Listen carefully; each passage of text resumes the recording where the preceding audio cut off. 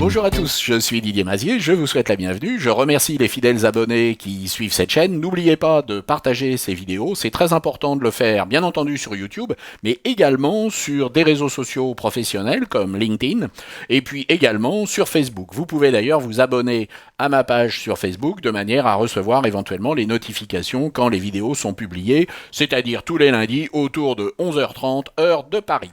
Nous allons cette semaine voir comment sur cette image nous allons pouvoir gérer des effets de scintillement et puis moduler ces effets de scintillement de manière à ne les appliquer que sur une seule partie de l'image et également de pouvoir les atténuer si c'est nécessaire. Alors mettons-nous au travail dès à présent. Nous allons commencer par sélectionner les parties claires de l'image. Nous allons donc aller dans le menu Sélection, sélectionner par plage de couleurs et ici chercher les tons clairs. Nous allons sélectionner ces tons clairs. Vous voyez que l'on peut ici limiter ou augmenter la gamme de tons que nous allons sélectionner. Et puis également, nous pouvons jouer sur la tolérance. Donc nous allons pouvoir ici être peut-être un peu moins tolérant. Cliquez sur OK. Nous avons maintenant sélectionné les parties claires de l'image. Nous allons placer ces parties claires sur leur propre calque avec Command J sur Mac, Ctrl J sur PC. Et puis, une fois que ces images vont être sur ce nouveau calque, nous allons transformer ce calque en objet dynamique de façon à ne pas être destructif dans nos réglages. Une fois que c'est fait, nous allons aller chercher un filtre que nous allons appliquer à ce calque en objet dynamique qui va être le flou directionnel. Et nous allons, sur ce flou directionnel, chercher une valeur de 45 degrés. Et vous voyez que nous allons pouvoir, ici en augmentant la distance, avoir des effets plus ou moins marqués. Lorsque nous serons satisfaits, nous ferons OK. Nous allons dupliquer ce calque.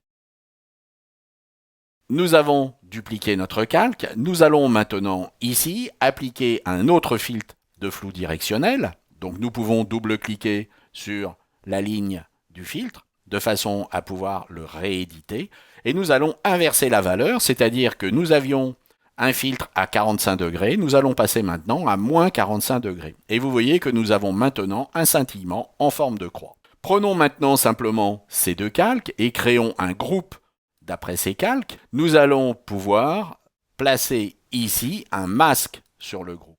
Et lorsque nous allons peindre sur ce masque en noir, eh bien nous allons supprimer les effets là où nous peignons. Donc vous voyez que ici, je supprime les effets là où je n'en veux pas.